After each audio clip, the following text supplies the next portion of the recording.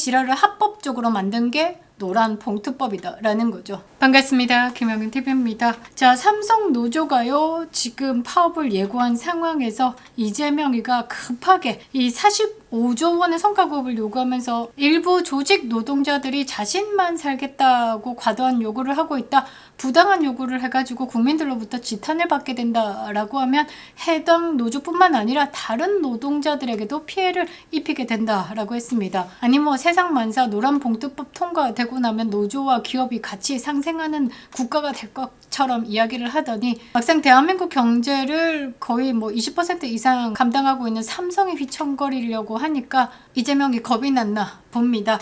자, 삼성전자 노조 이야기를 왜 이재명이가 들고 나왔겠냐. 지금 삼성에서 벌어지고 있는 일이요, 단순한 노사 갈등이 아니라 대한민국 1등 기업의 심장을 멈추게 하려는 이기주의의 끝판왕, 국가 경제를 볼모로 잡는 막장극이기 때문입니다. 사실상 이 삼성 자체가요, 나라를 지키는 방패죠.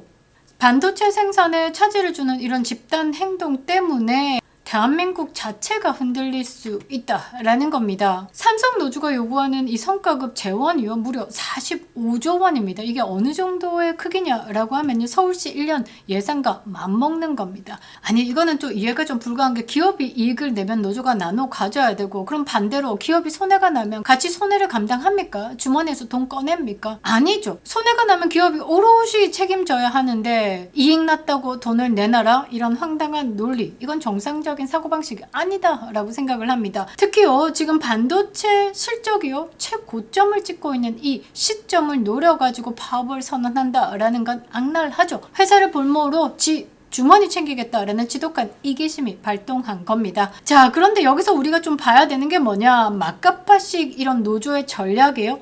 이재용 회장이 역대급 반격 카드를 꺼내 들었습니다. 단순히 협상장에 나가가지고 뭔가 이렇게 협의를 보는 게 아니라 위법쟁의, 행위금지, 가처분이다라는 법적 칼날을 빼들었습니다. 특히 노조위원장의 사업장 점거 확장 시도, 그리고 블랙리스트 발언이 결정적인 증거로 잡혔는데요. 이 거대한 판을 모르면 우리는 삼성이 왜 위기인지, 그리고 이재용 회장이요 왜 2030년까지 전 세계 자율공장 전환이다라는 초강수를 뒀는지 절대 이해할 수 없다라는 거죠. 자, 지금 대한민국의 노조 리스크는요, 거대한 삼성이요, 또 거대한 암초에 걸려가지고 국제정세에서 길을 잃을 위기에 놓인 겁니다. 이 막가파식 노조와 이재용 회장의 승부수, 과연 이 위기를 전략으로 승화시킬 수 있을지 분석해 보도록 하겠습니다. 구독 버튼 꼭 눌러주시고요, 멤버십 가입으로 응원도 부탁드리도록 하겠습니다. 우퍼 채널에 대한 탄압 날로 과격해지고 있습니다. 알고리즘 차단 기본이고요, 영상도 제한되고 있습니다. 김영윤 TV 영상이요 한국에서 일부 제한되고 있습니다. 그리고요, 알고리즘도 차단하고 있는데요, 이 보이지 않는 장벽을 뚫어주는 여러분들의 힘이 필요할 때입니다. 여러분들이 채워주시는 댓글 한 줄, 그리고 좋아요 버튼 한 번, 그리고 알림 설정이요, 이 보이지 않는 장벽을 뚫어주는 가장 강력한 무기가 되고 있습니다. 꼭꼭 눌러주시기 바랍니다. 감사합니다. 저 이재용의 인적 쇄신, 미래 전략 참 대단한 것 같은데요. 그래서 삼성을 이끌고 있다라고 저는 생각을 합니다. 자, 반도체 라인이요, 단 30분만 정전이 돼도요 500억 원의 손실이 발생을 합니다.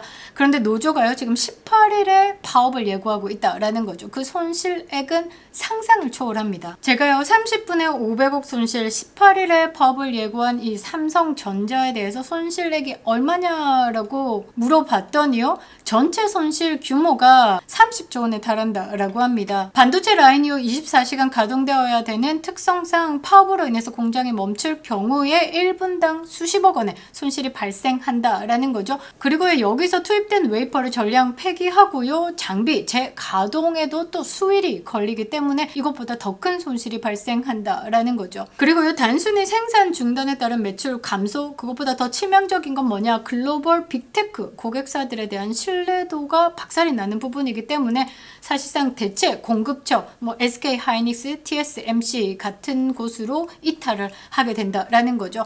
삼성전자의 가동 중단은요, 수천 개의 협력사로 구성된 이 산업 생태계 전반에 연쇄적인 타격을 줄 수 있는 겁니다. 노조가 이 부분을 꽉 쥐고 지금 막가파식으로 가고 있는데요. 저는요, 이 삼성 노조가 하는 짓을 보면서 이란이 생각나기도 했습니다. 자, 노조는요, 지금 손실을 볼 돈으로 우리가 요구하는 걸 들어달라라는 전략을 펴고 있는데요. 여기서 밀린다라고 하면 삼성의 미래가 있을까? 그래서 이재용 회장이 결단을 내린 것 같습니다. 법원에요, 위법쟁의 행위 금지 가처분을 신청을 한 겁니다. 법원 결정이 언제 떨어지느냐? 5월 20날 떨어집니다. 파업 예정일 딱 하루 전이다라는 거죠. 자, 여기서 가처분이 인용된다라고 하면 노조는요, 법적으로 손발이 묶입니다. 그리고 감당할 수 없는 역대급 손해배상 구조가 만들어진다라는 거죠. 삼성이요, 노조 리스크를 어떻게 기회로 바꾸려 하는지 구체적인 전략 3가지로 분석을 해드릴 건데요. 자, 가처분 신청과 법적 책임의 현실화 부분에서요, 이 노조 사업장 점거 블랙리스트 발언을 증거로요, 위법 쟁행위 금지 가처분을 신청했는데 사실상 20일 날 인용이 된다라고 하면 이 파업의 정당성 상실되고요, 노조 위원장 그리고 노조는요, 위법 행위에 따른 천문학적인 손해배상에 대해서 책임을 지게 된다라는 겁니다. 자, 그리고 따끈따끈한 5월 2일 토요일입니다. 15시 19분에 한국경제에 올라온 기사인데요. 동료도 아냐, 폭주한 삼성 노조의 경고장을 날린 법원이다. 이게 무슨 내용이냐라고 보니까요, 삼성 노조가요, 이 파업에 불참한 조합원에 대해서 제명한 부분을 법원에 무효해달라라는 취지로 소를 제기했는데요. 서울 남부지법이 무효 확인 소송의 원고 승소 판결을 내렸습니다. 그러니까 이 파업에 참여하지 않았다라는 이유로 제명을 한다라는 건 정당한 사유가 없다라는 것에 법원이 손을 들어줬다라는 거죠. 살짝 느낌이 삼성에 이렇게 기운다라는 느낌이 들죠. 아무리 좌경화된 법원이다라고 해도요, 삼성이라는 막강한 기업이 나라 경제의 30% 정도 책임지고 있는 이 삼성이 휘청거린다라고 하면 판단을 좀 해야 되지 않을까. 그리고 이재용 회장이 꺼내든 이 카드 중에 가장 매력적인 카드는요, 2030년까지 자율공장으로 전 라인을 전환하겠다라는 겁니다. 애초에 노조 리스크에 대해서 차단을 시키겠다라는 거죠. 그러니까 전 세계 주요 생산 거점을요, 사람 없는 자율 공장으로 전환하겠다. 언제까지? 2030년까지. 지금 2026년입니다. 2030년까지 얼마 남지 않았다라는 거죠. 대가리 깎고 머리 띠두르고 깃발 날리면서 투쟁할 시간도 얼마 남지 않았다라는 겁니다.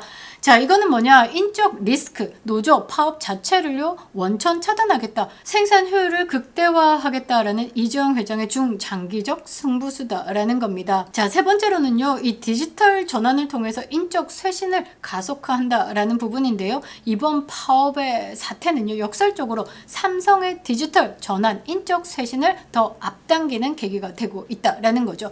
과도한 요구를 일삼는 구시대적 노조 문화를요, 기술 혁신으로 대체하겠다, 실력 중심의 조직으로 탈바꿈하겠다라는 의지입니다. 그러니까 이 노조 사상 첫 파업 선언에 대해서 기존의 타협 방식 대신 체질 개선을 통한 전공법을 선택했다라는 거죠. 성과주의 인사 제도를 강화하겠다라고 했습니다. 일괄적인 임금 인상 요구 대신에 개인의 능력과 성과에 따라서 보상을 차등화하겠다라는 시스템을 더욱 공고히 한다. 그러니까 핵심 인재에게 파격적인 보상을 제공하는 방식을 취하겠다라는 겁니다. 대한민국 이렇게 사달이 난 게요, 고용노동부 장관이 민노총 출신입니다. 고용과 노동 그 중간에서 사다리 역할을 해야 되는 게 고용노동부 장관이죠. 고용의 방식은 모르고 노동의 방식만 이야기를 하고 있으니 이 사달이 난다라는 거죠. 지금 삼성은요, 아주 선진적인 문화를 기업으로 이식시키겠다라는 겁니다. 미국이요, 왜 기술 기업이 발달할 수밖에 없냐, 초초초 천재들이 나올 수밖에 없냐라는 거는요, 능력과 성과에 따라서 보상을 해주기 때문입니다. 자, 대만만 봐도 이 강경 노조가 발을 못 붙이는 구조입니다. TSMC 반도체가 삼성을 제꼈죠. 노조를 사실상 배제하거나 영향력을 최소화해가지고요, 기업 경쟁력을 유지하는 대표적인 사례로 꼽히고 있습니다. TSMC 창업자 장중모우는요, 노조가 이 기업의 걸림돌이 된다라는 이념을 확고 확고하게 가지고 있습니다. 노조가 생기면요, 기업의 민첩성과 경쟁력이 떨어진다. 그래서 사실상 무노조 경영을 고수해 왔습니다. 노조 대신에 노사 협의회, 그러니까 TSMC는요, 법적으로 의미를 가지고 있는 노사 협의회를 활성화시켜 가지고요, 임금이나 복지 문제는 노조와의 투쟁이 아니라 경영진과 직원 간의 합의에 의해서 결정이 되는 구조로 가고 있습니다. 그리고요, 업계 최고의 수준의 임금과 성과급을 지급하고 있습니다.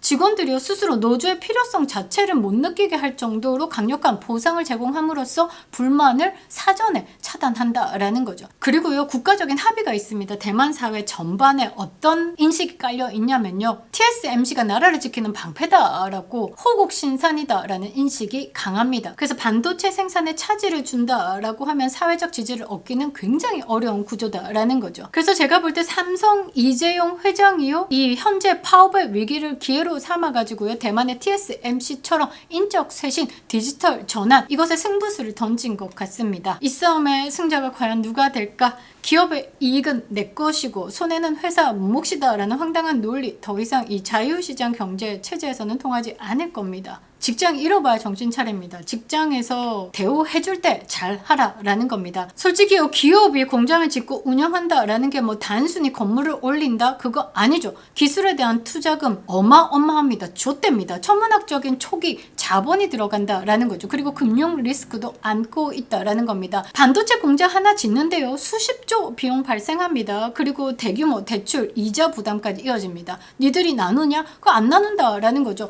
자, 그것뿐만 아니라 조세에 대한 부담도 있죠. 법인세, 취득세, 재산세, 종합부동산세, 뭐 다양한 지방세 등 이게 장난이 아니다라는 겁니다. 고용하니까 4대 보험 나가겠죠. 중대재해처벌법 등에 따른 공장 내 뭐 안전사고 발생 시에 기업은 또 형사 처벌까지 감수해야 되는 거죠. 막대한 안전관리 비용까지 투입한다라는 겁니다. 자, 삼성전자는요, 연간 실적에 따라서 차이가 있으나 보통 연간에 수조 원대, 10조 이상의 법인세를 납부하고 있습니다. 그리고요, 삼성전자가 내는 법인세, 이게 대한민국 전체 법인세 수입의 얼마인 줄 아십니까? 15%까지 차지하고 있습니다. 그리고요, 임직원들이 내는 근로소득세, 협력 업체들이 창출하고 있는 세수까지 합치면 어떻냐? 삼성이 나라에 기여하는 직접적인 기여도 있지만 간접 기여도 만만치 않다라는 거죠. 그런데 지금 삼성 노조들은 뭐 하고 있습니까? 책임은 지지 않고 뭐 권리만 요구하고 있는 거죠. 기업이 1조 원의 적자를 냈을 때 주주는 어떻습니까? 주가 폭락하죠. 개인의 자산이 증발하죠. 배당 못 받죠. 직접적인 경제 손실을 얻습니다. 자, 회사가 적자여도 노동자들은 안정적인 급여 받습니다. 그리고 고용 안정을 주장하면서 인위적으로 인력 감축에도 반대를 하고 있죠. 즉, 경영 실패에 따른 금전적 손실에 대해서는 전혀 분담하지 않고 있다. 기업은 무한 책임져라. 노조는 확보된 권리다. 이 지랄 하고 있다라는 겁니다. 이 지랄을 합법적으로 만든 게 노란 봉투법이다라는 거죠. 제가 이재용 삼성 회장이다라고 하면요, 대한민국 공장 그냥 문 닫고요, 깔끔하게 미국으로 가가지고요, 제대로 대우받고 삼성이라는 이름에 날개 다를 것 같습니다. 고로 적당히 하라라는 겁니다. 김영은TV였습니다.